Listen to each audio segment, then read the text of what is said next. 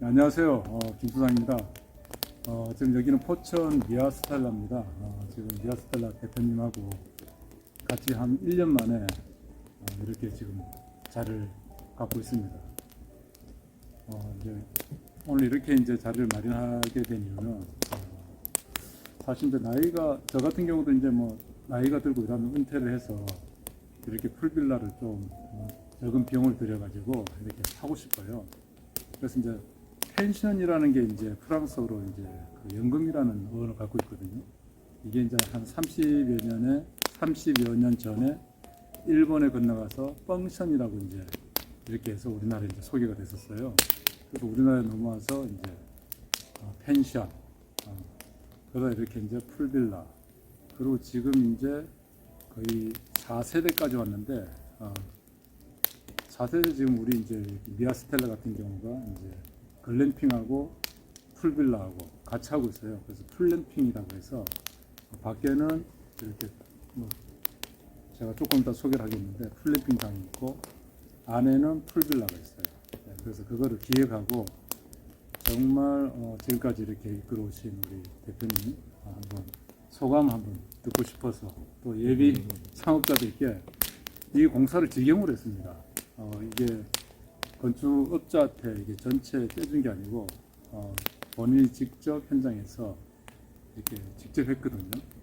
그래서 이제 물론 제가 뭐 좀 도와드린 것도 있는데 결국은 대표님께서 직접 이걸 다 하셨어요. 그래서 그런 여러 가지 좀 좋은 경험담도 듣고 은퇴자들 이런 분들에게 좀 좋은 도움이 되실 말씀 있으면 한번 좀 부탁드리고자 제가 오늘 찾아뵙습니다. 대표님, 우리 구독자분들께 인사 말씀 한번 해주시죠. 네, 안녕하세요. 미아스텔라 대표 승만정이라고 합니다. 예. 그리고 대표님 한 1년 됐는데 풀빌라 뭐 어떻습니까? 처음에 이제 시작해서 거의 저한테 한번 뭐 몇 년 전에 전화가 와서 많은 이제 굉장히 몇 달 동안 이렇게 상담한 것 같아요. 오래 상담했죠. 네, 오래 상담했죠. 정말 오래 상담했습니다. 그리고 또 제가 일정이 안 돼서 네. 또 못했고 그래서 일부러 좀 기다렸어요. 한 1년을 기다렸습니다. 기다렸습니다. 제가 스케줄이 안 돼가지고 대표님께서 정말 1년을 기다렸어요. 왜냐하면 그 당시 공사비가 굉장히 많이 나왔었죠. 그 3년 전이죠 벌써. 네. 3년 전인데 그때도 공사비가 뭐 엄청 났습니다.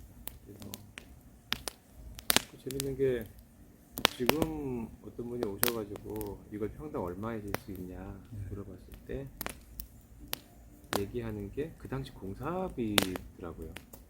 평당이 그 당시 네. 공사비. 그 3년이나 짓고 이제 인건비 너무 많이 올랐는데 네. 도대체 나는 얼마에 견적을 받은 걸까 그런 생각은 했습니다. 그래서 공사비도 그 당시 이제 너무 많이 들어서 너무 많이 나오고 견적을 뭐 여러 군데 다 받았어요 우리 대표님께서. 그리고 이제 하여튼 어르신께서 또 이 우리나라 굴지 건설회사 임원으로 또 계셨는데 그래서 이제 많은 상담을 했어요. 그래서 이제 하여튼 최저 비용으로 하자 의기투합해서 그렇게 이제 시작했는데 정말 힘들게 그죠? 직접 하신다고 고생 많이 하셨습니다. 일단 방법이 없었습니다. 네. 왜냐면은 예산이 그만큼밖에 없었고 뭐 조합건설을 찾아서 할 수 있는 그러면 이렇게 지지 못했고 한 동이나 두 동 정도 그 정도 지을 수 있는 비용밖에 안 됐었고요. 만약에 진다고 했으면. 근데 그것도 너무 재밌는 게 이제 제가 건축을 잘 몰랐으니까 토목 비용을 빼는 거였더라고요. 그렇지. 그 토목 비용을 집어넣으면 이러다가 한 동밖에 못 짓겠구나. 저한테는 지경밖에는 그 당시 때는 방법이 없었습니다. 왜냐면은 뜻 이루고 싶은 이런 건물 지금 총 3동을 지었는데 이거 지으려고 하면은 정말 지경밖에 방법이 없었습니다. 그래서 그 당시 최고가 대충 얼마 나왔어요? 건축 견적이? 17억? 17억. 네. 토목 빼고. 토목 빼고. 근데 그거를 이제 직영으로 해서 지경으로 해서 뭐 절반이라면 거짓말인데 여하튼 거의 비스무리하게 한 것 같습니다. 예. 하여튼 뭐 저희가 이제 기술적으로 이제 많이 도와드리고 직접 이제 지휘 진도를 하셨어요. 그래서 이제 업자들도 전부 이제 복수 견적을 받아가지고 저희들하고 같이 이제 협력하는 그런 이제 팀들이 와서 저렴하게 이제 그래서 이제 대표님 이제 꿈을 이루신 거예요. 근데 지금은 이제 워낙에 또 인건비도 오르고 건축비도 올라서 이제는 그런 경우는 이제 못 써요. 제가 직접 해도. 그래서 저도 이제 기술 개발을 하고 있는데 그리고 우리 실내 같은 경우도 이제 굉장히 그 연출이 잘 돼 있습니다. 그죠? 네. 그리고 이제 집 자체가 처음에 도면을 보니까 이게 방위가 달라요. 그러니까 1층하고 2층하고 보통 이렇게 같은 방인데 얘가 틀어져 있어요. 왜냐하면 조망이 잘 되니까. 그래서 그런 이제 아주 어려운 그 도면이었죠. 그것도 하여튼 결국 연출을 다 해서 기술적으로 굉장히 잘했어요. 그리고 실내 이제 수영장도 정말 그 아이디어가 좋았고, 또 전기료는 대표님 우리가 이제 히터 펌프를 이어서 하는데 대부분 이제 고객분들이 히터 펌프 전기료도 걱정이고 정말 그렇게 효율이 있냐도 걱정이고 히터 펌프에 대해서 모르시는 분들이 굉장히 많아요. 여기가 이제 경기도 포천인데 굉장히 춥잖아요. 여기 네. 중부 일지역이라서 중부 일지역이에요. 네. 겨울에는 영하 22도까지 떨어져요. 네. 22도, 23도까지 제일 추운 날은 25도까지 떨어지고 네. 평균적으로는 한겨울에는 그 정도까지 내려요. 네. 이걸 이제 우리 9m에 우리가 한 3m 정도 되는 이제 수영장인데 네. 이거 가스로 이제 한다면 이게 감당이 안 되는 거거든요. 실제로 얼마 정도 들어요? 제가 우리 저 구독자분들한테 전화 오면은 이야기 드리는데 그거보다 실제로 이제 1년 해보셨으니까 저는 1년 데이터가 그대로 나오죠. 그렇죠. 제가 가스나 기름을 써보지 않았기 때문에 그냥 말로만 들어가지고 한겨울에 뭐 몇백만 원 나온다 이런 얘기 들었거든요. 네. 근데 저는 이제 써보지 않았기 때문에 정확히 그게 얼마 나오는지 모르겠지만은 여하튼 히트펌프 제가 썼으니까 정확히 말씀드릴 수가 있어요. 그렇죠. 예, 저희 건물이 한 동에 이제 한 동마다 다 계량기가 달려 있는데 평균적으로 한 달에 30에서 40만 원 정도 나옵니다. 40만 원대라고 보시면 되는데 그거는 저희는 히트펌프를 안 끄거든요. 뭐냐면은 항상 여름에는 32도까지 유지를 하고 겨울에는 35도까지 유지를 하고 이런 식으로 운영을 하고 그걸 24시간 작동을 시킵니다. 네. 그래가지고 24시간 모터도 돌고 히트펌프도 이렇게 돌고 그리고 기존에 이제 펜션에 쓰는 전기료가 있지 않습니까? 네. 뭐 에어컨은 여름에 에어컨을 돌리는 거고 그다음에 전기, 뭐 전구 이런 거 다 켜야 되니까 그렇게 되는데 그래가지고 다 합쳐서 한 30, 40만 원 정도 나오고 여름에 한여름 때 요번에 되게 더웠지 않습니까? 이때 50만 원 정도 나왔어요. 에어컨 때문에. 에어컨 때문에 네. 많이 돌리니까 그리고 또 제가 장사가 좀 잘 돼서 손님도 여름엔 다 풀로, 찼습니다. 풀로 풀로 다 차가지고 계속 이렇게 돌리다 보니까 그때는 정말 많이 나왔습니다. 근데 결과적으로 따지고 보면은 히트 펌프만 봤을 때는 제 생각에는 20만 원 후반대 그 정도 같습니다. 금액이. 참고적으로 우리가 이제 히터 펌프가 이게 이제 2대씩 설치되어 있어요. 한 동에 60평 건물인데 하여튼 수영장 하는데 2대. 그거는 뭐냐면 한 대는 예비, 그 다음에 필요할 때는 빨리 또 할 수 있고. 근데 뭐 고장률은 없어요. 근데 지금은 이제 저희가 런칭하는 히터 펌프들이 성능이 더 좋아요, 대표님. 예, 들었습니다. 어쩔 수 없죠. 뭐. 중국에 기술이 가서 발전하니까. 정말 기술 개발을 해서 그렇게 이제 OEM으로 이제 지금 생산해 오거든요. 그래서 그 당시만 해도 이제 그래도 괜찮은 제품을 선정해서 아직까지 이제 잘 쓰고 계시는 거예요. 근데 그 당시 히터 펌프 2대, 여각이, 모터 뭐 다 해서 700만 원 정도. 네. 한 700만 원 정도야 이제 원가예요. 왜냐하면 그 유통 구조 그대로 그냥 거품을 다 빼가지고 그 업자 마진을 다 없애고 그냥 액면가로. 왜냐하면 제가 이제 건물을 같이 이렇게 짓고 있으니까 그런 데서 이제 혜택을 좀 많이 드렸고. 그리고 이제 소장님이 잊으신 게 있는데 히트 펌프를 그 공사하기 1년 전에 미리 사놓으라고 하셨습니다. 저한테. 그렇죠. 달러가 오르니까. 달러 때문에. 그래서 히트펌프를 공사 시작도 하기 전에 미리 사놓고 그렇죠. 부대를 모셔놓고 저기다 그냥 쌓아놓고 네. 그게 썼는데 그래서 좀 더 금전적으로 이익을 좀 많이 봤죠. 그래서 지금은 이제 이게 안 돼요. 왜냐하면 아, 이 히터 펌프가 이제 한 30%가 이게 그 굴이거든요. 동으로 돼 있는데 이게 런던 그 동 선물 거래에서 항상 이게 변동이에요. 그러니까 이제 뭐 가격이 굉장히 많이 오르기 때문에 그 당시에 이제 선물 거래를 미리 해놓자. 그래서 이제 싸게 이제 그 당시 산 거죠. 네네. 예.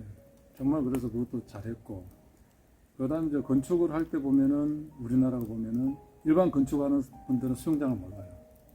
수영장 모르다 보니까 우리는 이제 수영장을 별도로 하는 거 비용이 안 들어간 거죠. 건물 네, 터프하게 할 때 그렇죠. 수영장도 같이 파고 같이 파서. 네. 네네. 그래서 그런 데서도 굉장히 많이 공사비를 이제 절감한 거죠. 수영장만 뭐 따로 만들려고 그러면 몇 천만 원 든다고. 아유 그렇죠. 네. 근데 저희는 그때 공사 협하게 하실 때 같이 파주셔가지고 그냥 비용이 정말 몇백 들어가시고 그렇죠. 그랬기 때문에 그때 당시 이래도 되나. 그래서 뭐 약속을 해서 싸게 이제 그럼 직영을 하자 그래서 그래 하여튼 굉장히 이제 공사비나 하여튼 굉장히 좀 만족한 수준이고 그다음 실내도 제가 이제 이렇게 한번 오픈해 드릴 건데 제 유튜브에 뭐 대략적인 거 오픈할 때 한번 제가 올린 게 있어요. 네. 그때 이제 오픈 마감하고 이건 데코레이션이 다 안 될 때지. 근데 지금 이제 1년이 지났는데도 아마 그대로 새 것처럼 전 돼 있다 보거든요. 워낙에 관리를 잘 하시고. 약간 부분 이게 좀 1년이 되니까 좀 낡은 부분도 있는데 전반적으로는 컨디션이 좋고 오시는 손님들도 만족을 하십니다. 누가 뭐 직영으로 했다면 이건 믿겠습니까? 글쎄 저는 개인적으로는 직영을 했다는 생각이 안 드는 게 그냥 김 소장님이 거의 개인 종건위에서 그냥 걸어다니는 종합건설 같으셔가지고 근데 돈을 정말 많이 받지 않습니까? 이거는 뭐 그냥 인터뷰라고 해서 그냥 드리는 말씀이 아니라 솔직히 말씀드리면은 그렇죠. 뭐 제가 아는 게 없으니까 전기부터 뭐 설비부터 솔직히 도움 안 주신 게 없지 않습니까? 네. 보통 이제 철콘만 올려주신 게 아니라 나머지 다 해주셨으니까 그래서 한 거죠. 근데 하여튼 뭐 이렇게 인터뷰 응하는 것도 제가 그것 때문에 응한다고 보시면 되세요. 감사합니다. 그리고 이제 우리가 잘한 게 뭐냐면 이제 청고를 이 경사가 이렇게 딱 돼 있는 2층 슬러브가 돼 있거든요. 이렇게 경사로.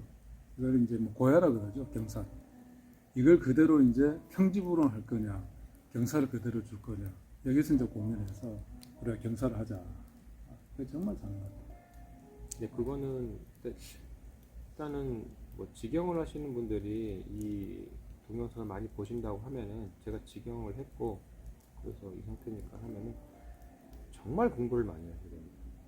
많이 알아보시고 저도 1년 기다렸다고 했지 않습니까? 1년 동안 그냥 놀진 않았고요. 좀 많이 공부하셨죠. 정말 많이 공부했습니다. 박람회도 뭐 특히 다 이제 다니셨고. 건축 박람회는 그냥 열리는데 개사같이 계속 의미 없이 돌아다니셔도 뭔가를 얻습니다. 네. 이게 뭐가 있고 재료가 있고 그 다음에 그거를 소장님한테 말씀드리면 거기서 옥석을 가려주시니까 네. 이건 안 된다. 쉽게 말해서 얘를 단편적으로 이 난방 이게 무슨 뭐 이상한 난방인가 수상한 난방인가 이런 거 하면 안 되겠습니까? 하면 바로 얘기하죠. 일단 그건 안 된다고 해보니까 안 좋다. 그래서 이런 것처럼 그러니까 모든 걸 다 본인 직접 보고 배우고 하셔야지. 그리고 이 층고 높이는 것도 저는 그거는 그 드위트리 펜션이라고 뚜뚜리. 네, 네. 그분이 쓴 책이 있거든요. 네. 드위트리 펜션 책. 그 책을 읽으니 거기에 그게 나왔어요. 한마디로 층고는 무조건 올리세요. 아 성공한 펜션 사장이 얘기한 거니까 저거 맞는 말 같다 해서 층고를 이제 올려달라 그렇게 얘기를 했는데 저는 그게 직영을 했으니까 올리면 되는 건 줄 알았습니다. 네. 근데 올리면은 그냥 내가 올려달라고 올려주는구나 이렇게 했는데 저희 하고 나서 이제 그 짓고 싶은 분들이 많이 오시거든요. 네. 그래서 이제 지금은 홍천에 짓고 계시는데 네. 사모님께 오셔가지고 저희 펜션을 본 다음에 그 건축사한테 지붕을 올려달라고 했답니다. 네. 저한테 전화가 온 거예요. 네.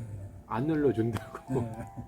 아니 건물이 지어지지도 않고 지금 설계단계인데 절대 안 된다고 하시더라. 네. 그때 알았어. 아, 이거 지붕 하나 올리는 것도 정말 힘든 일이었구나. 만약에 종합건설에 맡기고 그냥 그런 저기 건축사한테 얘기를 하면은 그렇구나. 그때 알았습니다. 그래서 네. 직영공사하면은 정말 힘들긴 한데 어떤 거 있냐면은 어떤 상황의 대처가 좀 빠르다는 거. 그거는 참 그 장점인 것 같습니다. 그래서 내가 하고 싶은 대로 하니까.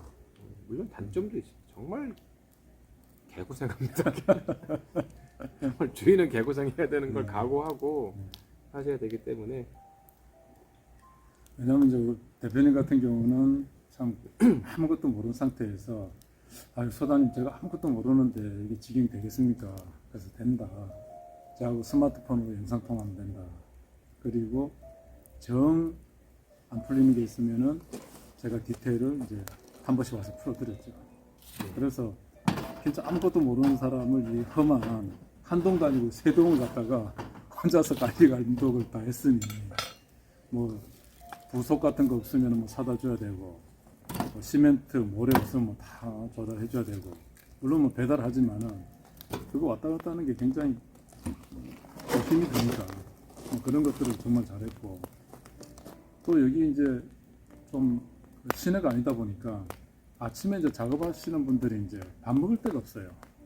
근데 대표님께서 이제 작업자들한테 어떤 감동을 줬냐면 인간적으로 대접을 해주시더라고.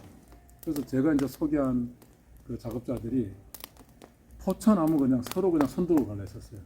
왜냐면 네. 아침에 시내 나가셔서 따뜻한 국물, 김밥 자기들이 노가다를 해보면 주로 보면은 대접을 못 받잖아요. 왜냐면 노가다라 해갖고 뭐랄까 좀 대접 못 받아요. 하여튼간에 현장 가면. 그런데 이제 인간적으로 이제 대접을 받고 이러니까 거기서 감동받아가지고 대부분 이분들이 한 아침에 그냥 해 뜨면 한 6시 정도부터는 이 랜턴 켜고 일을 한 것 같아요. 예, 맞습니다. 그때 와서 일을 하시고 그 시간이니까 아침에 당연히 못 드시고 오시니까 그냥 마트에서 가는 그 봉지 빵 같은 걸 우유를 드시더라고요. 근데 그거 먹고 제 집을 짓고 있지 않습니까? 근데 힘이 나지 않대서 근데 그 당시 때 여는 데는 어디 있었냐면은 요 골프장이 있거든요. 네. 골프장 주변에 있는 해장국 집은 새벽 5시에 오픈을 합니다. 그래서 저는 5시에 깨서 거기로 가서 차도 한 30분 가야 되거든요. 그래서 거기서 포장해서 갖다 드리고 그걸 했는데 결과적으로 그거는 그분들을 위해서지만 또 저를 위해서도 한 겁니다. 그분들이 하시는 일이 제 건물을 지어주시는 일이기 때문에 당연히 제작자들이시잖아요. 옷을 하나 더 박아주실 것 같고 그런 생각도 있었고 또 그만큼 고생을 하시는 걸 보니까 제가 할 수 있는 거는 최선을 다하자. 그래서 그랬던 것 같습니다. 그래서 이제 대부분 이제 보면은 한 7시 반, 왜냐면 이제 주택가에서는 법으로 8시 이전에 일을 못해요. 그렇구나. 저희는 뭐 소음 이런 것 때문에. 그러다 보니까 이제 사람들이 이제 그래 좀 늦게 일을 하는데 우리 이제 건축은 이게 습관이 한 6시 되면 와요. 그래서 늦어도 6시 반. 정말 게으른 사람들이 7시부터 해요. 근데 그것도 재밌는 일화가 김 소장님 팀이나 그러시지. 아 그래요? 땀 팀들 보시면 거의 뭐 7시, 8시 오십니다. 그래서 그러니까 그런 것 같아요. 소장님 워낙 부지런하시다 보니까 같은 팀들도 그런 팀으로 맞춰주신 거지. 저도 이제 이 노가다 건축, 이 노가다가 일본 말이에요. 죄송해요. 이게 이제 일본어로 도카다 이러는데 몸을 이용해서 이렇게 일을 하는 사람들 이제 도가다 이라는데 우리나라에서 이제 노가다 이렇게 하는데 좋은 말입니다. 그래서 자기 몸을 이용해서 돈을 버는데 그래서 이제 건설이 좀 거창하잖아요. 건설이. 근데 이제 사실 저희는 이제 이게 새벽부터 움직이다 보니까 항상 저희는 새벽보다 먼저 앞서가요. 새벽보다 먼저 일어나서 새벽에 저희를 뒤따르거든요. 그 정도로 저희가 이제 일찍부터 일을 하거든요. 또 차도 안 막히고. 왜냐면 늦게 가면 차가 막혀가지고 네. 일찍 습관이 돼 있는 거예요. 그리고 이제 한 30년을 하다 보니까 다 이제 가려지잖아요. 어떤 사람은 가성비가 일당을 좀 줘도 안 아까운 사람이에요. 그런 분들이 다 이제 검증이 된 거죠. 근데 지금 이제 신규로 이제 하시는 분들은 뭐 어떤 사람이 가성비가 있고 기능이 있는지 모르잖아요. 네. 근데 저 같은 경우는 발굴하는 거죠. 정말 한 번씩 이래 해보면 진짜 무림에 고수가 숨어 있는 적이 많아요. 이 일꾼들도. 그래서 그런 분들을 제가 찾으면 꼭 진짜 같이 가거든요. 저는 이제 다니면서 정말 기능이 뛰어나고 실력 있는 분들을 한 번씩 발견할 때 깜짝깜짝 놀라요. 이런 분들이 우리나라에 이렇게 정말 그냥 좀 많이 있으면 좋겠다. 이제 그런 분들 좀 많이 없죠. 그래서 젊은 분들은 이거 배우면 괜찮아요. 어떤 파트를 하더라도 제가 이제 이 건설했을 건지 몰라도 젊은 분들은 저는 적극 진짜 권유합니다. 이거 기술을 배워라. 지금 전부 1세대들이 이제 지금 다 은퇴하면 중간층이 있고 그 밑에가 없어요. 그래서 뭐 뉴스 보면 뭐 사고 나면 전부 외국인들 많잖아, 그지? 우리나라 이제 젊은 사람들 많아나는데 한번 젊은 분들이 이런 쪽에서 한번 실력을 쌓으면 괜찮을 거예요. 하여튼 대표님 정말 하시면서 고생 많이 하셔가지고 수입은 좀 됩니까? 얘기하셨는데. 뭐 안 되질 않습니다. 좋네. 그죠? 대부분 은행에서 가져가서 그렇지. 은행에서 뭐 자기 자본이 좀 있고 네. 은행에서 조금만 대출했다. 아주 괜찮겠네, 그죠? 뭐 연금이죠. 그러면 네. 진짜로. 그 대신에 이제 일하는 연금이라고 보시면 되고요. 만약에 더 여유가 있으시다면은 뭐 관리를 하는 거 같이 두셔서 네. 이런 거 시키시고 본인은 그냥 편하게 불만 쬐시면 되시고. 그런데 저는 일하고 싶어요. 저는 이제 한 제가 거주하면서 한 2개 정도 이제 운영을 하면서 저는 여름만 여름만 하고 또 제 지인들이 이렇게 보면 뭐 친구들은 아니고 한 30년 그 공무원 그리고 이제 근무하시다 퇴직하면 한 대부분 한 300만 원 이상은 좀 300에서 한 350 경우에 따라 다르겠지만 하여튼 이제 버시는 것 같아요. 그러니까 연금이 나오는 것 같아요. 그럼 이제 저희 일반 뭐 자영업자들이나 일반 분들도 그냥 시골에 가서 살면서 여름에 한철에서 돈을 벌고 그 다음에 주말 일주일에 한 이틀 정도 주말만 하고 그래갖고 한 300-400 벌어서 겨울에 여행 다니고 해외여행이나 그 다음 평일 월요일부터 한 5일은 좀 쉬고 이런 이제 저는 계획을 갖고 있거든요. 대표님도 한번 운영해 보시니까 저는 뭐 공사는 많이 했는데 예. 운영한 건 없으니까 제 아이디어가 어떻습니까? 이상적이시죠. 이상이요? 근데 정말 준비를 많이 하셔야 돼요. 네. 왜냐면은 한 계절을 이용하신다고 하면은 아마 소장님은 수영장 기술이 탁월하시니까 그것 때문에 그러실 것 같은데 정말 그런 식으로 하면 정말 그 준비를 많이 하셔야 돼요. 손님들이 일단은 시작하면 이 저희 펜션을 팔아야 되는 입장이니까 장사하는 입장이 돼버리니까 이제는 이제 손님들 끌어모아야 되지 않습니까? 네. 끌어모으려면 다른 방법은 없고 제가 아무리 친절하고 뭐 하는 거 기본이고요. 시설을 줘야 돼요. 네, 실수를 줘야 된다. 요즘 분들은 다 인터넷에 검색을 다 하고 오시거든요. 그래서 이건 어떻고 저 어떻고 뭐 수영장 온도는 몇 도부터 시작을 해가지고 이게 다 파악을 하시고 오세요. 그냥 오셔가지고 쓰는 게 아니시라. 그렇기 때문에 이런 시설이나 이런 것들을 공부를 정말 많이 하셔가지고 지금은 이제 4세대가 저도 지었지만 이것도 이제 옛날식이 된 거고 이제 5세대가 될 거 같고 요즘 뭐 묘칸도 되게 유행한다고 하고 바뀝니다. 트렌드가. 그렇죠. 트렌드가 바뀌는데 정말 중요한 건 뭐냐 모든 바뀌는 트렌드 중에서 수영장만은 바뀌지 않습니다. 네. 물은 바뀌지 않습니다. 네. 그러니까 스타일이 예전에는 무슨 이렇게 큰 수영장 요즘은 또 야외에 있는 자쿠지 같은 게 모든 게 다 물이 들어가지 않습니다. 그러니까 물이 들어가 있는 거는 그러니까 물이 있으면 사람이 뭐 인간이 뭐 90몇 프로가 물이기 때문에 그런지 하여튼 그 물은 되게 중요하고 수영장은 되게 중요한 것 같습니다. 제 입장에서 그렇고 만약 그게 여건이 안 된다면은 네. 그 수영장을 할 여건이 안 되시면은 뭐 크기나 아니면 허가 사항도 있지 않습니까? 그러면은 작은 밖에 자쿠지나 자꾸지. 예, 이런 것도 꼭 놓으셔서 하면은 뭐 괜찮을 것 같다. 제 생각은 그렇고요. 네. 여튼간에 소장님 같이 그런 생각을 하시려면 정말 준비를 많이 하셔야 돼요. 네. 공부도 많이 하시고 그다음에 트렌드 지금 현재 올해도 바뀌고 내년도 바뀔 텐데 네. 어떤 트렌드가 있는지에 관해서 많이 준비를 하시죠. 저 같은 경우는 이제 가장 이슈가 팬데믹이었어요. 네. 그렇죠. 예. 이 팬데믹 이후에는 어떤 걸 해야지 세상이 더 뒤바뀐다고 하는데 책도 많이 보셨잖아요. 예, 그래서 그 책을 엄청 많이 읽었는데 그때 거기에 뭐 펜션에 대한 도움이 된 적은 없었고 이제 상업에 대한 도움은 있었는데 그때 어떻게 트렌드가 바뀌는지 그래서 이거 보시면 알겠지만 큰 글램핑. 개인 쪽으로 해서 담장을 쳐가지고 사람들이 이렇게 자기들만의 쓸 수 있게 그렇게 공간을 만들어 놓은 거는 팬데믹 영향이 컸습니다. 그렇죠. 근데 팬데믹 전에는 어떤 거는 쉐어가 유행했었거든요. 음.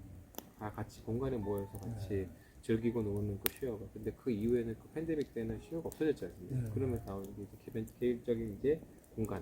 그걸 중요하게 생각했고 저는 딱 그거였기 때문에 저렇게 많이 원래 계획이 이게 아니었었거든요. 네. 처음에는. 근데 이제 또 그게 또 지났고 했는데 아직까지 이 트렌드는 계속 유지되는 것 같긴 하는데 네. 또 변화가 있겠죠. 변화가 있겠죠. 그래서 제일 중요한 거는 이 펜션업을 시작하려는 분들은 대부분 나이가 좀 있는 분들, 은퇴자분들이나 이런 분들이 많이 하실 것 같아요. 젊은 친구들. 근데 제일 중요한 건 제 생각엔 젊은 친구들이랑 얘기를 되게 많이 하셔야 돼요. 네. 결국 이용하시는 건 30, 40대거든요. 20대도 오시고. 그런 분들이 이용하시기 때문에 그런 분들이 어떤 걸 원하시고 어떤 게 유행이고 어떤 걸 바라는 건지를 많이 인터뷰도 하시고 주변에 그런 친척이나 있으면은 물어도 저는 많이 물어봤어요. 네. 정말 그때 뭐 조카분들한테 설문조사, 설문지 다 돌렸어요. 설문지 다 돌려가지고 대학생 조카한테는 설문지 어디서 친구들 돌려라 이렇게 해가지고 하고 그래서 본인이 어떤 패션을 원하냐 이런 것부터 해서 그런 모든 인터뷰나 결과가 저렇게 나온 거고요. 은행 뭐 이자만 나오면은 저는 괜찮을 것 같아요. 은행 이자 주고 생활비 나오고 그래서 이 정말 은행 이자 은행에서 대출 받는 것도 그게 또 자산이거든요. 그것만 돼도 어떻게 할 수가 있는데 뭐 돈을 회전시킬 수가 있는데 자기 돈 100% 갖고 한다는 건 무리고.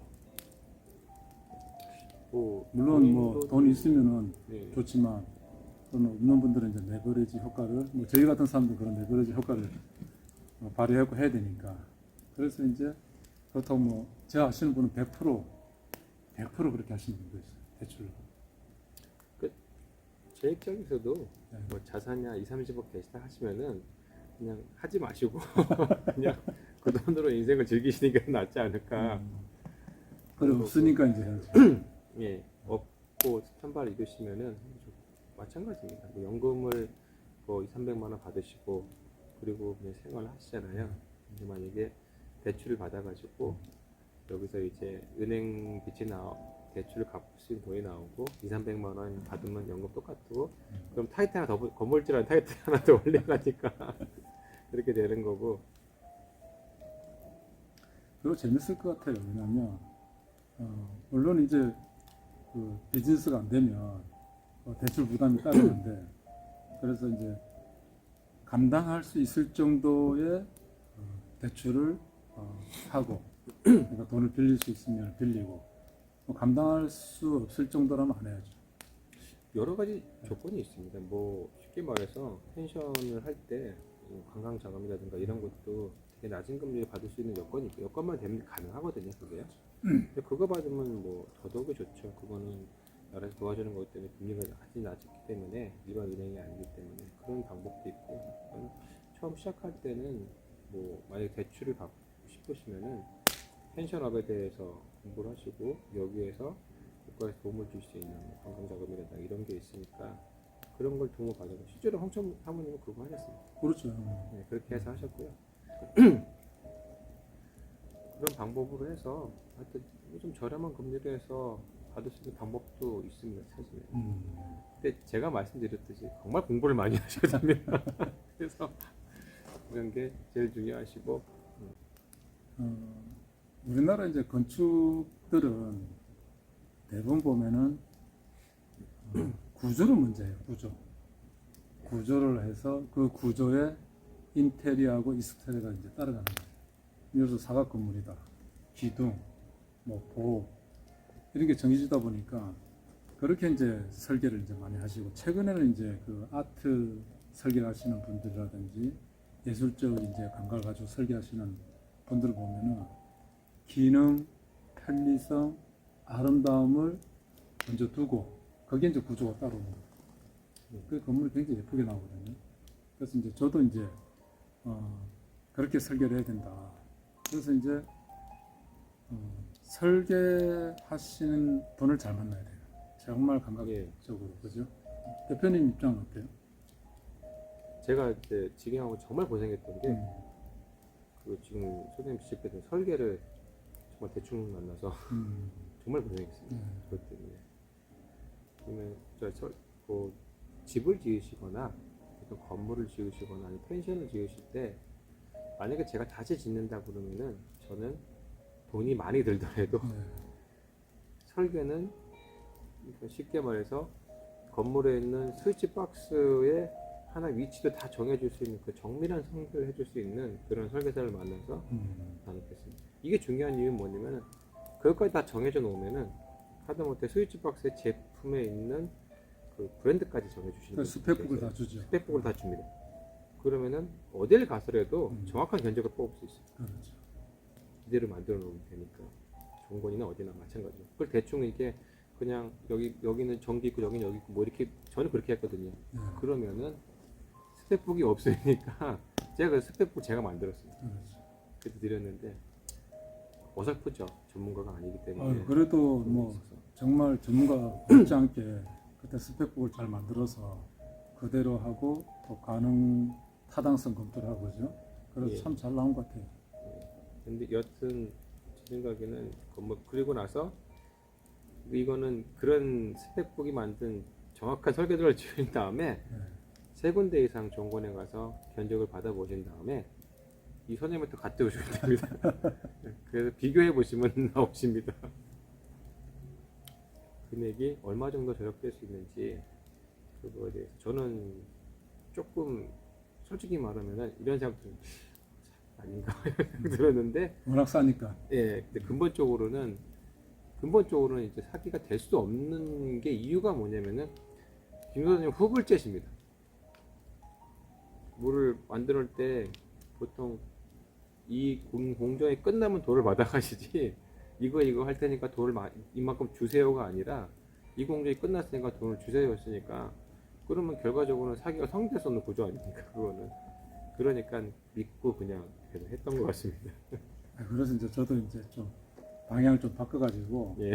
싸니까 너무 싸니까 사람들이 안 믿으니까 이제 좀 비싸게 하려고 그런 믿을 것 같아서. 근데 이제 저 같은 경우는 이제 재료 역학을 공부를 하고 그러다 보니까 이 물 분자, 모래 분자, 시멘트 분자 모든 분자를 알아요. 재료에 대한 그 재료 역학을 하다 보면. 그러니까 이 우리나라가 이제 건축이 보면 전부 이 도제 교육이에요. 그러니까 어깨너머로 그냥 배워서 이렇게 하는 도제 교육이라 하잖아요. 전문적으로 이제 또 그 공부를 대학에서 많이 하시는 분들은 자격증 따고 대기업에 가면 또 공부할 이유가 없잖아요. 그냥 뭐 편안하게 뭐 월급 나고 연봉 나오니까. 근데 저희들 같은 이제 이런 입장은 공부를 안 하면 생존을 못 하거든요. 뭘 알아야지 뭘 할 거잖아, 그지? 그렇다고 저희가 뭐 그냥 도제 교육으로 일을 하는 것도 아니고. 그러니까 재료라든지 이런 걸 재료 역학을 알아야 되고, 그 다음에 건축공학을 알아야 돼요. 건축공학도 알아야 되고, 수영장을 하다 보니까 유체공학도 알아야 되고, 그 다음에 수영장 수질 관리를 해야 되니까 물화학을 알아야 되고. 그러니까 평생 공부만 하는 것 같아요. 제가 보니까. 저 같은 경우도 평생 지금 공부만 하는 것 같아요. 끊임없이. 그래서 이제 그런 것들이 이제 알다 보니까 싸게 할 수 있는 거죠. 그리고 이제 아무나한테 이렇게 싸게는 못하죠. 대표님 같은 경우는 좀 또 오래 기다리셨고 상담도 많이 했고, 그리고 이제 또 이런 게 있더라고. 마음이 통하면 정말 이분하고 같이 일하고 싶다. 저도 이제 이래 수영장 문의도 많이 오고 뭐 이래요. 수영장 문의도 많이 와요. 그럼 이제 수영장 뭐 상담하러도 가고, 또 이제 풀빌라 네. 그런 이제 한 번씩 이제 오고. 그럼 저는 이제 철학을 가지라 하거든. 대표님처럼. 제가 지금 공사한 풀빌라들은 다 잘 돼요. 네. 저는 이제 안 되는 데는 이상하게 인연이 안 되더라고요. 근데 제가 한 데는 그렇다고 많이는 안 하니까 또. 저는 1년에 뭐 할 수 있는 물리적으로 공사를 할 수 있는 게 한계가 있잖아요. 그죠? 네. 근데 지금까지 이렇게 쭉 제가 했던 데는 장사들이 다 잘 돼. 근데 특징이 뭐냐면 항상 이제 이런 얘기를 많이 해요. 철학을 가져라. 여기에 세일즈 포인트가 뭐냐. 대표님께도 그랬잖아요. 어떤 감동을 고객한테 줄 거냐. 실질적으로 제가 소장님 뵙기 전에 여러 건축가들을 이제 호기롭게 만난 적이 있었거든요. 그래서 되게 이제 유명한 건축사분을 한 번 또 이제 미팅이 잡혀가지고 만났습니다. 만나서 내가 이렇게 펜션을 지을 건데 뭐냐면 이 건축사님이 저한테 첫 마디가 스토리가 뭐죠? 이렇게 물어보셨어요. 그래서 처음에 그게 무슨 뜻인데 뭐라? 집 지으려고 저 펜션 지으려고 왔는데 어떻게 지을 건지 물어보지 않고 이야기가 뭐냐고 물어보니까 그게 처음에 이해가 안 갔거든요. 근데 그분이 하는 말이 어떤 건축물이든 이야기가 있어야 사람이 모인다. 그래서 처음엔 그게 납득이 안 갔습니다. 많이 해봤는데 그래서 이제 공부해보니까 뭔지를 알겠어요. 딱 지금 선생님 말씀하시는 그 철학이라는 게 그러니까 이야기가 있는 곳에 사람들이 모인다. 이게 좀 키포인트 같습니다. 본인만의 스토리를 만들어서 그 단편적인 예를 들면은 가고 싶은 흙집이라는 아주 낡은 펜션이 있거든요. 정말 흙집입니다. 근데 이거는 이제 그 펜션 성공 사례에 여러 번 이제 나왔던 건데 그 펜션에 그 컨설팅 유튜버 하실 분이 계시는데 이분도 이제 그 거기서 같이 한 건데 근데 장사가 잘 된답니다. 아주 되게 낡아 빠지고 정말 흙집인데 근데 왜냐면 거기는 문을 잠글 때 숟가락으로 이렇게 고무줄을 넣고 그런 것 때문에 사람들이 그런 걸 보고라도 모인다고 하더라고요. 근데 그게 그 집만의 스토리 아니겠습니까? 그것도 작은 스토리긴 한데 저는 좀 스토리가 장황한데 여튼간에 그런 것들을 만들어 놓으면은 본인의 스토리, 이야기를 만들어 놓는 거죠. 옛날에 또 단편적으로 지금은 없지만 베니건스라는 그 프랜차이즈 레스토랑이 있었는데 거기 들어가면요 자기 역사도 설명을 해준답니다. 베니건스는 미국에서 어떻게 시작을 됐고 어떤 분이 만들었고 이렇게 했습니다. 근데 마지막에 그러는데 그러나 이건 다 지어낸 얘기입니다.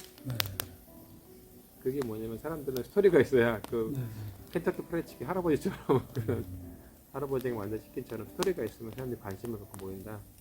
이게 모든 비즈니스나 아니면 이런 거에 통용이 되는 것 같아요. 그래서 저도 이제 제가 추구하는 것도 그렇고 또 제가 또 우리 예비 고객분들 저한테 상담을 해오시는 분들한테도 하는 얘기가 뭐냐면 문화를 팔아라 그래요. 우리 수영장도 문화, 풀빌라도 문화, 글램핑장도 문화를 팔아라. 뭐 그냥 하루에 얼마 받고 그 시설을 팔지 말고 그 시설이라는 문화를 팔아라. 그래서 그 미국 브랜드 중에 유명한 커피 브랜드가 있어요. 스타모로 나가는 브랜드하고 그 다음에 일반 우리 뭐 국내 커피 브랜드들이 많은데 그 유명한 숫자로 나가는 커피 브랜드는 문화를 팔아요.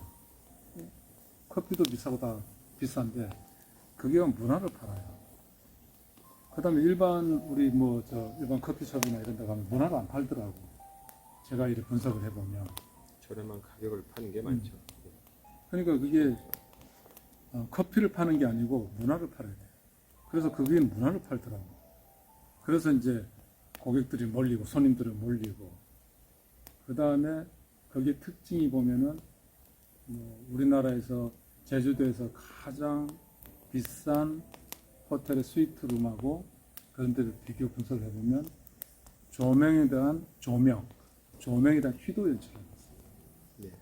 우리 대표님도 제가 공사할 때 유명한 조명 작가들 책도 많이 읽고 우리가 연구도 많이 하고 그래서 휘도 연출을 우리가 직접 했자는 거죠. 조명도 대표님 직접 다 그러고 어떤 유명한 분이 오셔서 그때 조명을 어떻게 하겠다. 그래서 제가 그러지 말자. 휘도 연출을 하자. 네, 그분도 이제 제가 네. 책을 읽고 좀 감동을 받아서 교수님이셨는데 네. 그래서 이제 해달라고 하니까 너무 좋아하시더라고요.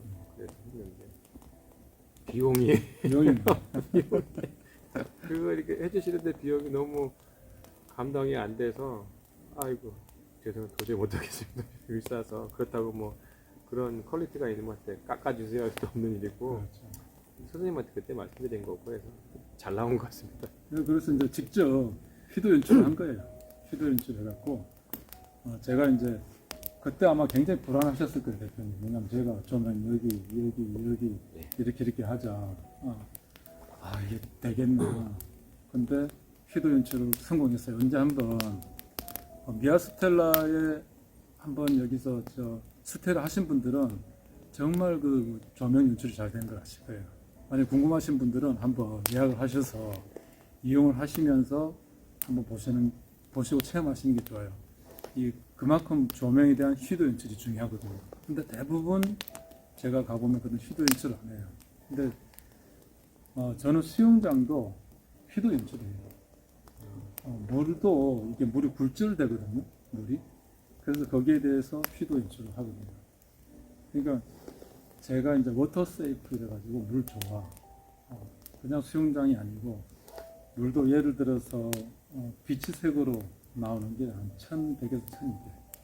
자외선을 받으면 굉장히 물이 비치색으로 그런 거. 그 다음에 원근법을 이용한다는 거. 이런 부분들이 굉장히 기법들이 많아요. 건물도 그렇지만. 그래서 이런 이제 정말 미아스텔라 같은 경우도 휘도 연출이 너무 잘 됐다. 거기는 정말 저도 만족해요. 해놓고도 제가 보면 제가 그냥 감동을 하니까. 저는 이제 그거 다 조명을 설치한 다음에 밤에 제가 불을 킨 다음에 와 그 한마디 했습니다. 우와 했는데 그 낮에 이제 다 작업이 끝나고 가셔가지고 밤에 제가 한번 켜봤거든요. 그때 아무것도 없었고 그래서 이게 휴도도 중요하지만 선생님께서 굳이 저한테 비용을 들여서 결국 도장을 하러 가셨습니다. 네, 그렇죠. 그래서 도장을 할 때도 정말 시간도 많이 걸리고 비용도 많이 들어가지고 이거 요즘 벽도 정말 좋은 게 많이 나오는데 왜 도장을 고집하셨을까 했는데 조명 켜니까 그 일을 알았어요. 그렇죠. 이게 비치는 벽에 비치어가지고 반사되는 그 빛이 너무 이쁘더라고요. 그렇죠. 그래서 이래서 근데 지금은 이제 하도 봐가지고 그때 감동은 안 나오는데 저는 어쨌든 처음에는 정말 감동받았었습니다. 그때 되게. 그래서 이제 그때 이제 유사성의 오류라고 있어요. 우리 구독자님들께서 이제 생각해야 될 게 뭐냐면 유사성이 뭐예요? 이게 뭐냐면 건축주 그러니까 투자를 하고 공사를 하는 입장에서는 건축비를 싸게 들여야 되잖아요, 그죠? 그럼 싸게 들려면 이제 어떤 오류가 생기냐면 그냥 기성제 중에서 예쁜 거, 문, 기성제 중에서 예쁜 몰딩 해야 되고 문. 그 다음에 문선, 그냥 도배지, 싼 조명, 또 바닥재, 그 다음에 화장실 같은 경우는 이제 저렴한 타일, 그 다음에 저렴한 도기, 저렴한 수납장, 이렇게 했어. 그리고 이제 풀빌라를 일단 싸게 해야 되니까 자본도 없고 예산도 없고 싸게 했어요. 근데 이제 오픈을 했어. 손님이 딱 와서 문을 여는 순간 내가 살던 집 그 다음에 내가 사는 원룸, 내가 사는 빌라, 내가 사는 아파트보다 못해. 이게 유사성의 오류가 생기는 거예요. 그러니까 그래도 많은 돈을 들여가지고 숙박을 하러 왔는데 1년에 한 번, 어떻게 보면 또 일생에 한 번 오시는 분들도 없지 않아 있을 거예요, 정말. 그런데 어떤 감동을 줘야 되는데 그런 감동을 못 주잖아요. 그래서 그런 걸 다 피해라. 우리는 다 피하자. 다 피해서 몰딩도 없고, 그다음에 도배, 가슴 아프지. 예산 없는데 막 5월치를 하자 했으니까 제가 그것도 5월 바들에서 VP라는 고급 칠로 하자. 근데 직영 처리했어요. 그것도 일당 주고. 그래서 천장, 벽면, 바닥도 그런 비슷한 색깔, 화장실 모든 그냥 화이트 계열로 칠을 다 했거든요. 그게 뭐냐면 이제 빛의 반사율, 빛의 흡수율, 휘도, 연출. 그게 이제 조화를 이룬 거죠. 그래서 뭐 너무 다 발달해 갖고 그게 좋은 게 아니거든요. 그 포인트마다 그 명암 차이. 그게 이제 사람을 감동시키는 거예요. 그게 이제 대성공을 했다 저는. 물론 공사비 포지션으로 보면은 칠이 좀 많이 들었어, 그죠? 많이 들었어. 지금 세 개를 전부 다 그랬으니까. 세 개를 전부 다 올바들 했으니까. 기간도 많이 걸렸고 되게 불안했습니다. 그때 언제 끝나냐. 그리고 왜냐면 직영 처리하다 보니까 하루하루가 돌리는데 일당이니까 언제 끝나냐 그랬는데 끝나고 나니까 그 만족도는 이제 그 불안을 상회할 정도 됐으니까 이제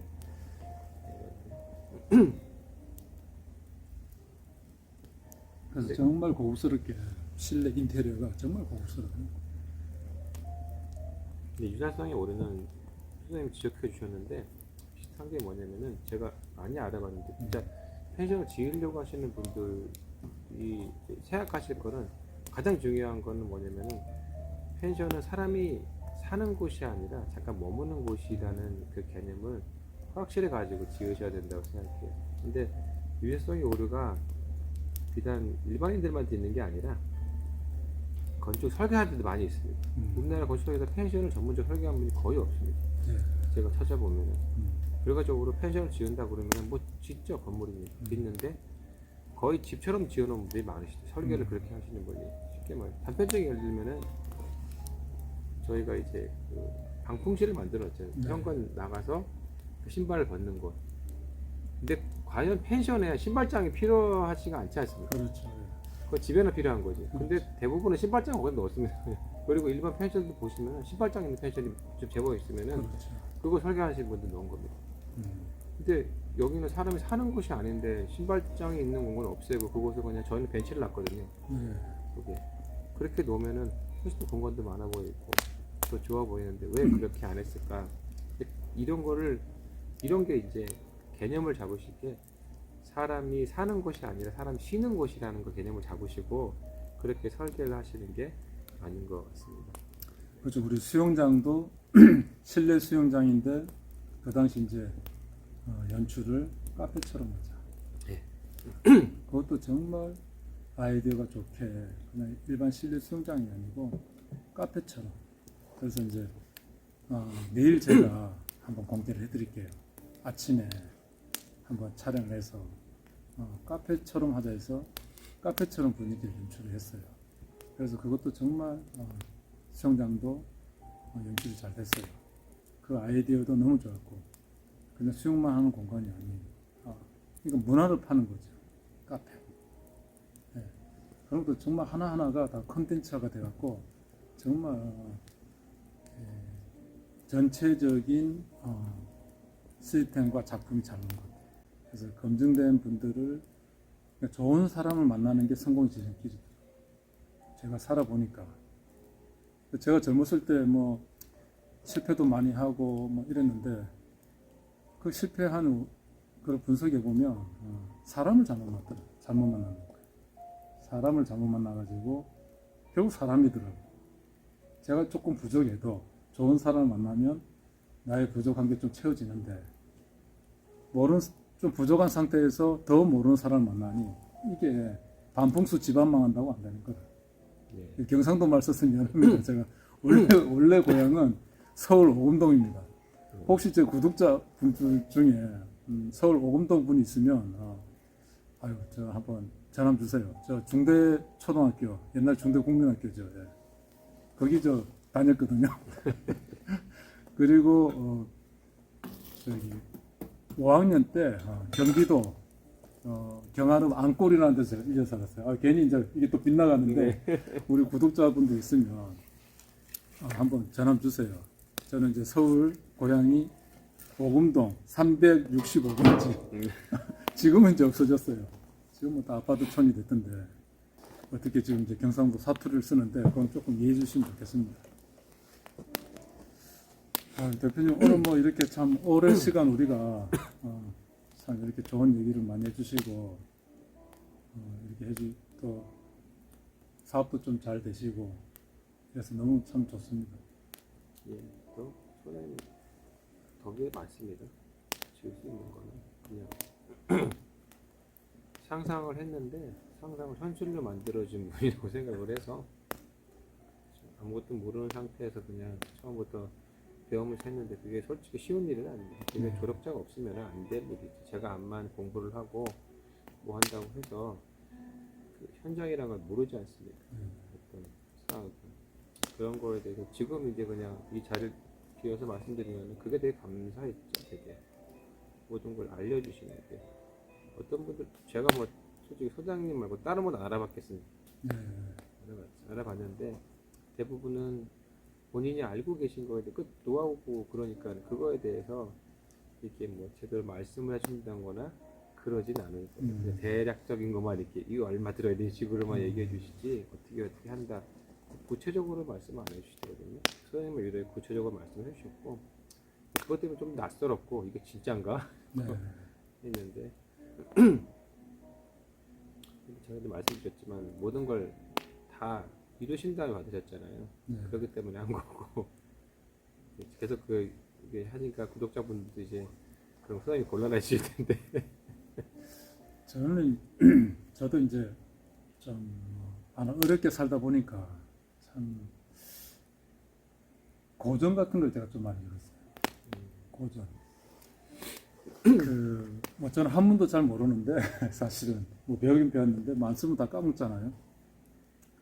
사서 그러니까 계기는 어떤 계기가 있었냐면 뭐 결론은 이제 책을 읽다 보니까 뭐 내가 아는 지식을 내가 아는 것을 남한테 안 가르쳐 주면 이게 죄가 된다. 뭐 공자님 말씀에 그런 얘기도 있고 그리고 또 사물을 분석해서 경물치기라는 주자학을 읽어보면 그냥 사자성어로 끝나더라고요. 경물치기, 사물을 분석해서 죄를 깨달아라. 그럼 제가 안 거를 또 뭐 같이 공유하고 싶고 그 다음에 정당한 저의 어떤 노동의 대가는 또 받고 싶고 뭐 이제 그런 건데 뭐 이것도 여담인데 하여튼 좀 제가 좀 특이한 면이 있어요. 어떤 특이한 면이 있냐면 저는 학교 다닐 때 우리 구독자님들께 이제 고백하는 건데 초등학교 때 통지표가 양가예요. 제일 잘한 게 음악, 미. 중학교 때 꼴찌에서 진짜 두 번째. 초등학교 때 왜 양가 했냐면 시험 예를 들어서 이제 초등학교 6학년 때 전화를 갔어요 부산에. 시험 문제가 딱 나왔어요. 국어 시험 문제인가? 찬성의 반대말을 쓰시오. 선생님께서 찬성의 반대말은 반대인데 문제에 답이 있네? 이거 의도하는 게 뭔가 다른 답이 있을 거다.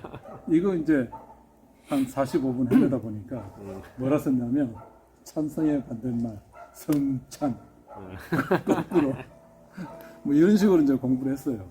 그러니까 뭐 양가 중학교 올라가니까 이제 영어 배우잖아요. I'm a boy 뭐 이렇게 이런 거. 근데 집에 가니까 뉴스 데스크를 시작하겠습니다. 뉴스 파노라마를 시작해서 이런 게 나오더라고요. 학교 가면은 그게 무슨 뜻일까 궁금해서 한 6개월 생각하는 거야. 뭐 수업은 머리 안 들어. 한 6개월 만에 제가 찾아냈어요. 야, 뉴스 데스크. 뭔지 아세요? 그랬더니 테이블? 뉴스 데스크 테이블에 앉아서 뉴스를 전파하고 있더라고. 예. 그걸 제가 계속 집에 가면 텔레비만 보고 있는 거예요. 뉴스만. 그래서 저게 무슨 뜻일까? 뉴스 파노라마. 저건 또 뭘까? 한 6개월 만에 연구해서 제가 알아냈어요.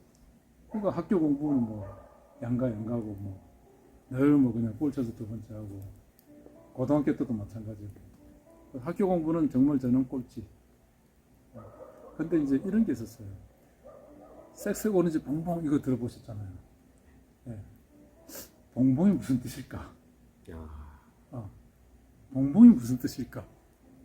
또 아마 제 나이 또래 되시는 분들은 아마 데오카스트 요요 이런 걸 들어보셨을 거예요. 선장. 저는 못 들어본 것 같습니다. 대표님은 공부를 많이 하셨네. 다른 거. 근데 섹스 오렌지 봉봉을 들어보셨잖아요. 그렇죠. 많이 먹었는데요. 야, 이 봉봉이 무슨 뜻일까? 영원 아닌 것 같고. 영은 아니고 국어 사전 찾아도 안 나와. 어편을 찾아보니까도 안 나와. 그러면은 뭐 그러죠. 큰 서점에 갖고 이게 분명히 한문일 거다. 한자일 거다. 그래서 처음에 이제 읽기 쉬운 거 사서상경을 사봤어요.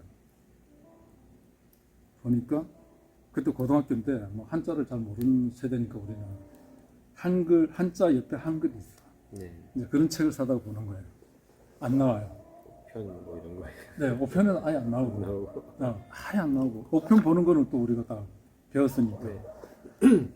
그래갖고 본 게 맹자 읽었고, 대학 읽었고, 중용 읽었고, 물론 이제 한글하고 같이 섞여져 있는 거. 맨 나중에 시경을 봤어요. 그러니까 학교 공부는 아예 이제 안 되는 거고, 늘 이제 그것만 보다 보니까 시경이 나오더라고요. 섹스 오렌지 봉봉. 그러니까 섹스 오렌지 봉봉이 아니고 봉봉. 봉봉이. 무슨 뜻이에요? 산골짜기에 깊고 깊은 산골짜기에서 흐르는 아주 맑고 깨끗한 물. 그게 봉봉이구나. 시경에는 그렇게 나와요. 시경에는. 근데 진짜 섹스 오렌지 봉봉에서 그 봉봉을 썼는지 나는 모르겠어.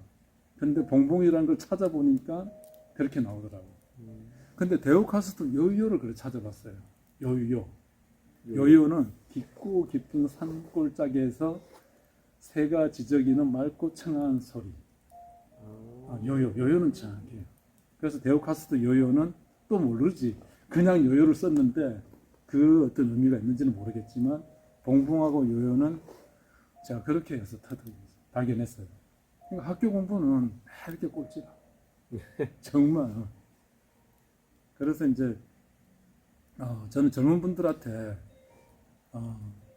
이런 말 있잖아요. 성적은 행복순이 아니다. 그것도 정말 이야기해주고 싶어요. 이제 열심히 저 같은 사람도 있으니까 열심히 정말 한번 자기가 하고 싶은 거 한번 했으면 좋겠다. 심지어 제가 고등학교 통지표 이건 이제 일하고 떠나서 개인적인 이제 우리 구독자님들께서 또 궁금해하실 것 같아서 김 소장이 어떤 사람일까. 그래서 말씀드리는데 저는 정말 평범하고 진짜 IQ가 저는 85였어요 중학교 때. 이거 안 믿으시죠? 안 믿기는데요. 영어도 잘하시고. 근데 이게 사실인데 중학교 1학년 올라가니까 무슨 시험을 치더라고요. 시험을 치는데 이제 친구들이 마치고 오면서 야 니는 몇 점 맞았어? 이러는 거예요. 어떤 애가 나는 114점, 어떤 애는 나는 117점 뭐 이러더라고. 누구는 뭐 121점. 저는 속으로 야 100점 만점에서 나는 그때 85점 받았거든요. 네. 100점 만점에서 117점 뭐 120점 저것도 엉터리다. 그럼 한 85점이면 돼야지. 전 웃을 뿌듯한 거야. 초등학교 때 다 양가만 받다가 1학년 올라가고 85점을 받았으니까. 예. 나중에 보니까 IQ 테스트인데 그래서 저같이 이렇게 머리가 안 좋은 사람도 포기를 안 하고 될 때까지 하면 되는 거예요. 그 실례로 제가 고등학교 통계표 있잖아요. 성적표. 그거를 딱 신주 모시듯이 집에 딱 숨겨놨었어. 근데 결혼하고 와이프한테 들키는 거예요. 네. 한날 집에 오니까 머리가 딱 그냥 팽개치면서 와 당신 이래 공부 못했나. 고등학교 때 꼴찌에서 두 번째인 거예요. 그래 제가 모르겠어요. 왜 제가 그걸 갖고 있겠어요. 야 봐라. 나중에 이세가 나오면 공부 못해갖고 중리산이 할 때 내가 이거 보여주려고. 야 봐라 아빠도 꼴찌에서 두 번째 했다. 근데 지금 얼마나 이렇게 열심히 사냐. 포기하지 마라. 그래서 지금 제 아이들한테는 어떻게 가르쳤냐면 그 아마존 강의 그 인디안 족들 있잖아요. 예. 그분들이 가뭄이 들면 기후제를 지내요. 근데 그분들이 기후제를 지내면 꼭 비가 와. 왜 그런지 아세요? 비가 올 때 기후제를 지내시나? 혹시 이맘때 비 올 때?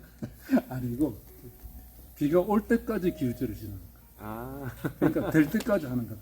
그때까지. 그러니까 김 소장도 많은 시련이 있었지만은 지금 그래도 밥은 먹고 살잖아요, 제가요. 그러니까 될 때까지 하는 거다. 포기 안 하고. 그리고 엄청난 실패를 많이 하는데도 포기 안 하고. 대표님도 마찬가지잖아요. 이거 할 때 얼마나 힘들었어요. 또 1년이라는 세월 정말 공사비 또 대출 받아서 또 이자 주고 갚고 그 말도 못 하잖아. 이거는 뭐 우리가 지금 이렇게 이제 1년이 지나서 이렇게 이제 편안하게 이야기하지만 그 세월에 그죠? 그 정말 힘들었잖아. 실례로 제가 공사하고 나서 15kg가 빠졌습니다. 몸무게가 그 무슨 다이어트를 하고 뭐래 죽어도 안 빠지는 몸무게가 그냥 자연스럽게 15kg가 빠지더라고요. 그거 같은 포기 안 하고 끝까지 해냈잖아. 지금 그거 같아요. 어떤 일을 하더라도 포기하지 마라. 풀빌라 하시는 분들, 펜션 하시는 사장님들, 이 영상 보고 계시면 좀 미안한 부분도 좀 많이 있는데, 안 되시는 분들도 많이 있잖아요. 네. 그런 분들한테는 좀, 용기를 가지시고, 어쨌든 간에 하여튼, 될 수 있도록 열심히 좀 하셨으면 좋겠다. 근데, 방향을 모르고 열심히 하면 안 돼요. 예를 들어서, 방향을 알고 열심히 제대로 해야 되는데, 일로 가야 되는데, 다른 길로 가면서 열심히 가면 안 돼요. 그러면 고객이 뭘 원하는지, 그죠? 저는 우리 가족들한테 그러거든요. 내 입장에서 생각하지 말고 상대방 입장에서 생각하면 답이 나온다. 항상 고객 입장에서 생각해라. 그게 답인 것 같아요. 풀빌라도 고객 입장에서 생각하면 답이 나올 것 같아요. 아유, 대표님 오늘 이제 이 늦은 시간에 장시간 이렇게 인터뷰를 해주셨는데 너무 감사드리고 마지막으로 우리 구독자분들께 한번 말씀 한번 해주시면 좋겠어요. 지금 7,800명입니다. 구독자분들께서. 다는 안 보시겠지. 뭐 바쁘신데 한 몇백 명 보실 거예요. 소장님 구독을 하시는 분들은 대부분 공사에 관심이 있는 분이거나 뭐 아니 수영장 아니면 뭐 펜션 이런 거에 관심 많은 분이 구독을 많이 하실 것 같으세요. 그래서 저는 이제 그 현장에 있는 사람이고 몇 년 전에 그 건축까지 경험해 봤으니까 뭐 그냥 드릴 말씀은 이런 거 있잖아요. 나 펜션 한번 해볼까? 이렇게 생각하시고 가볍게 하시려면 안 하시는 게 낫다. 이게 맞고 뭐 절실함이 있으신 분들이 하는 게 이 사업이라고 생각합니다. 왜냐면은 펜션은 기본적으로 사람이 들고 나는 곳이거든요. 숙박업의 일종입니다. 그렇기 때문에 이 만만하게 접근하거나 쉬운 일은 결코 아니세요.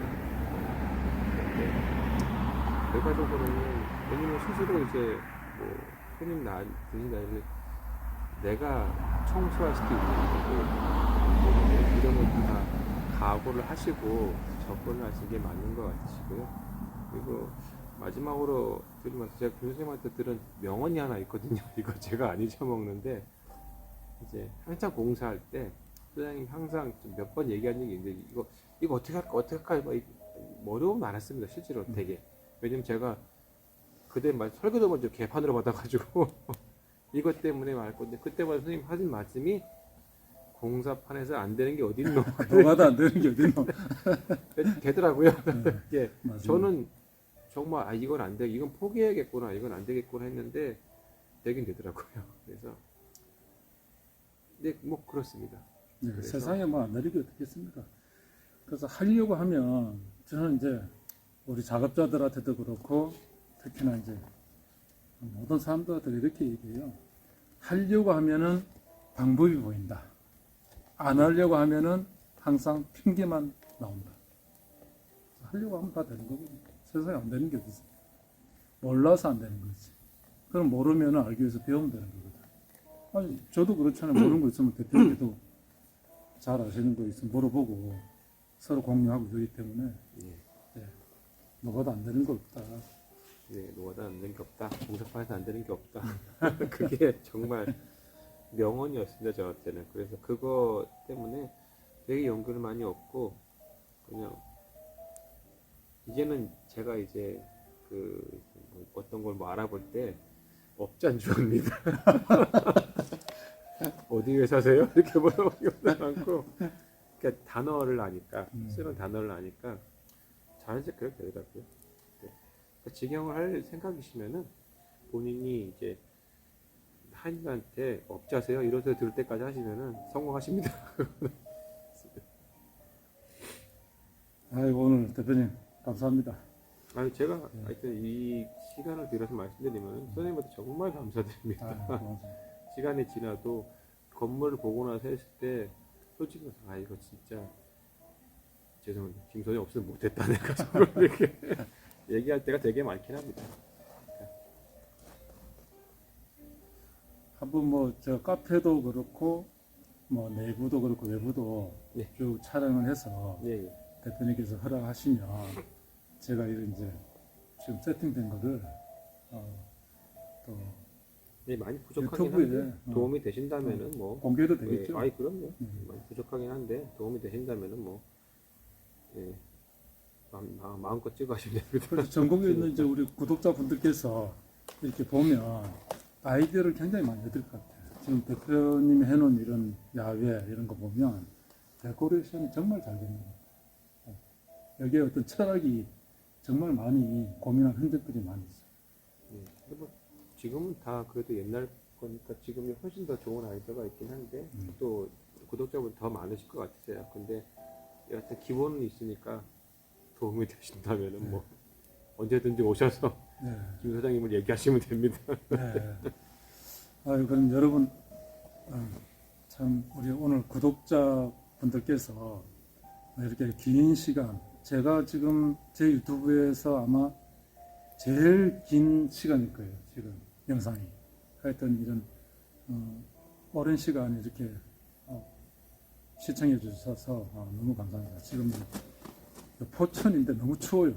그래서 저는 이제 남부지방에서 이렇게 살다가 이리 오면 지금 새벽에 추워서 지금 좀 떨고 있습니다. 이해 좀 해주시고 마지막으로 하여튼 우리 대표님께 진심으로 감사드리면서 박수 한번. 예. 고생하셨습니다. 아이 감사합니다. 네, 감사합니다. 네, 고맙습니다. 이것으로 오늘 미아스텔라 대표님과 좋은 이야기 나눴습니다. 그래서 하여튼 뭐 좀 더 궁금한 게 계시면 미아스텔라 대표님께 한번 전화하세요. 그래서 한번 물어보시면 많은 노하우를 또 갖고 계시니까 좋은 어떤 정보 많이 얻으실 겁니다. 그리고 또 제 도움이 필요하신 분들이 있으면 저한테 연락 주시면 언제든지 상담해드리고 도움이 된다면 기꺼이 상담해드리겠습니다. 감사합니다.